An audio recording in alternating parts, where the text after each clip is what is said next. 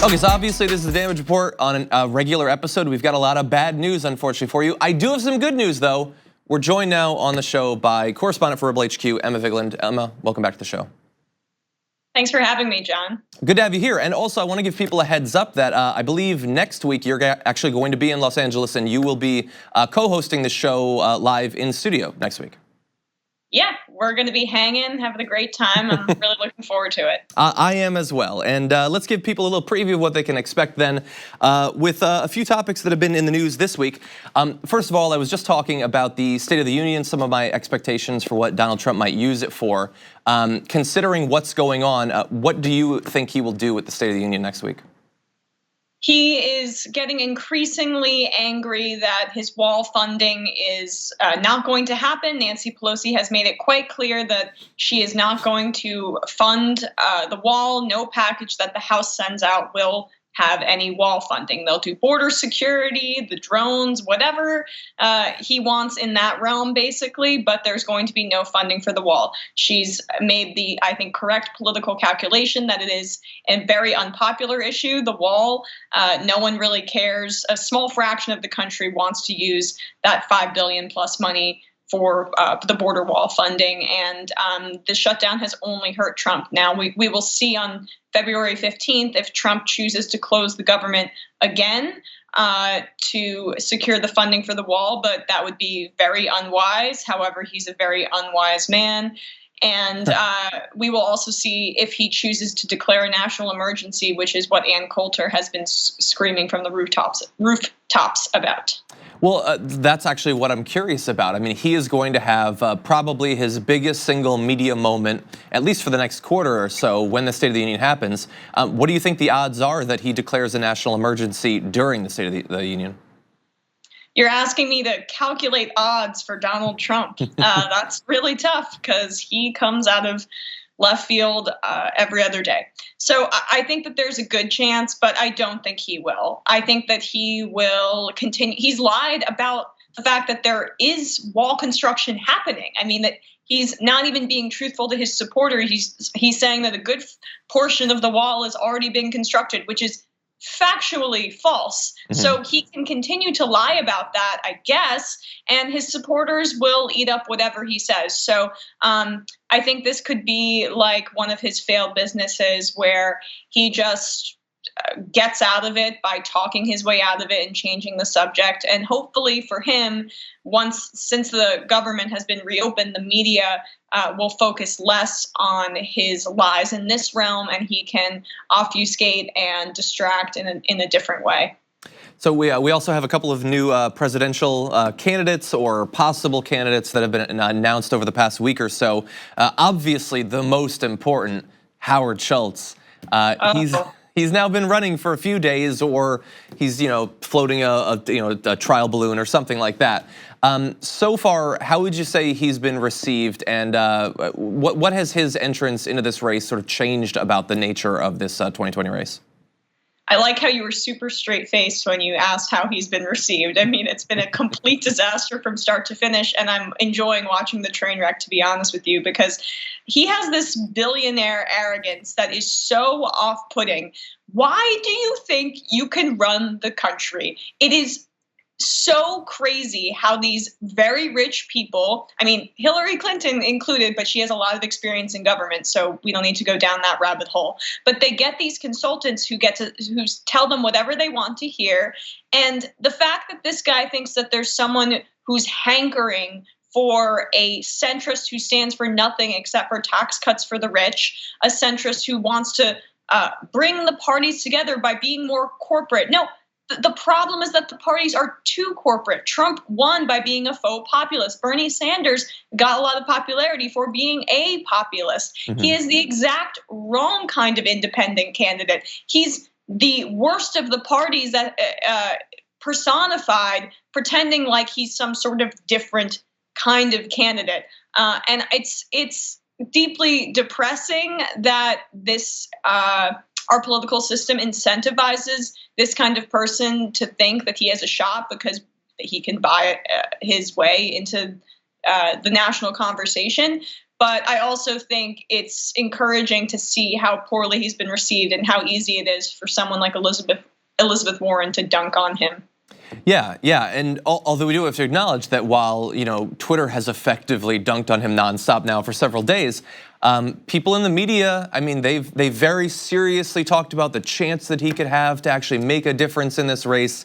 He was immediately on The View like the day after he announced that he might be running. Yeah, John, I'll just add that I think that he is the cocktail circuit of wealthy people personified as a presidential candidate. Parents, or rich older people talking about how there's not enough compromise in Washington except we just want our taxes to be cut. He's the direct result of those conversations and that just kind of vomit-inducing culture. So here's what I'm curious about, though, because ever since he announced that he might run, the concern has been, and it's been stated in different ways, that he will split the vote, or that he'll take enough of the vote that it'll matter over and above what, I don't know, the Reform Party will get this time around or something like that. But also, Fox has been specifically saying he will split the leftists. And I haven't really understood that because he doesn't seem to hold any appeal to those actually on the left. Do you think that there is a chance that if he sticks with it, he stays in the race, he's able to hire 1 million consultants to help craft his brand, will he actually be able to draw any real progressives into supporting him?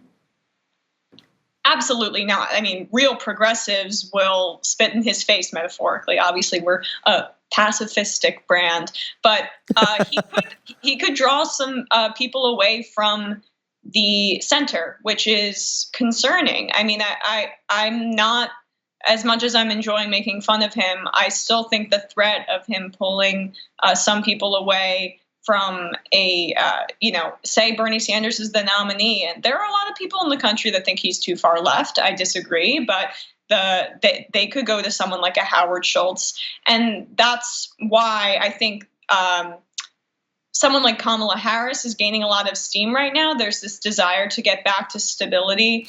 That's a whole separate conversation. But I think if someone like John Kasich enters the race and decides to run as an independent as well, we have less to worry about. But if Howard Schultz is the only independent and he's continuing to purchase media time for himself, I think Democrats should be concerned. Yeah. Okay, well, we will certainly be tracking that. In New York, so we have to give you credit for the fact that you were perhaps the first journalist to pay serious attention to what Alexandria Ocasio-Cortez was doing in the very early stages of her primary, and you were in contact with her throughout that process. Now, sort of oddly early in this next cycle, there's the possibility that she might face a primary because a report, I think in either Politico or The Hill, talked about some New York Democrats who wouldn't go on the record saying that they are interested in primarying her this next time around. Based on your experience with her and what's going on in New York right now, how do you see that playing out? Yeah, it's either Politico or The Hill, right? Like that's the kind of publication that would publish the story from an anonymous Democratic lawmaker who says that he or she, a congressman, is actively searching the New York City coalition for someone who will primary Alexandria Ocasio-Cortez. Now, as true principled leftists, we are not upset about primary challenges, and AOC will crush whoever primary challenges her. She is the most exciting candidate in the country, right, or politician in the country right now. She's captivated voters. I mean, there was some poll. It wasn't the Washington Post, but they posted about it that if she was of age, over 70% of Democrats nationally would like her to run for president and would consider her a good candidate for president. And that's outside of a very blue district in New York 14, where she now has enormous name recognition, probably more name recognition than any congressperson in the country outside of Nancy Pelosi or someone like that, maybe even more, to be honest with you. So it would be a fool's errand, but I am so amused by who they're floating to run against her.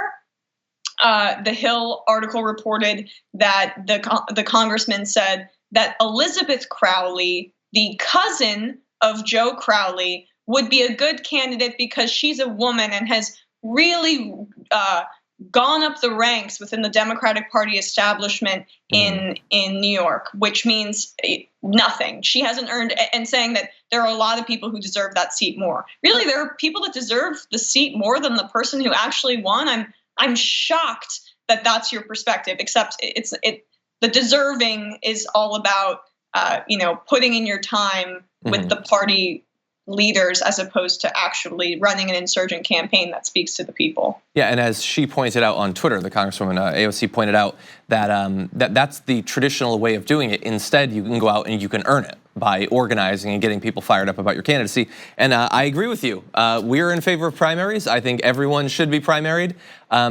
Some might not be as successful as others, though. So if any of the cousins or brothers or neighbors of Joe Crowley want a primary, or they are free to try to do that, I guess.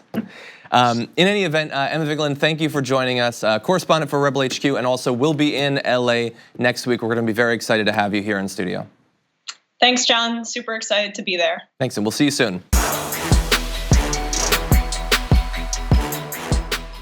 Thank you very much for watching this clip from The Damage Report. If you liked it, don't forget to subscribe to this channel and ring the bell on YouTube to get notifications of our new videos. And of course, you can catch the full Damage Report live every weekday at 1 p.m. Eastern, 10 a.m. Pacific on TYT Network on YouTube TV.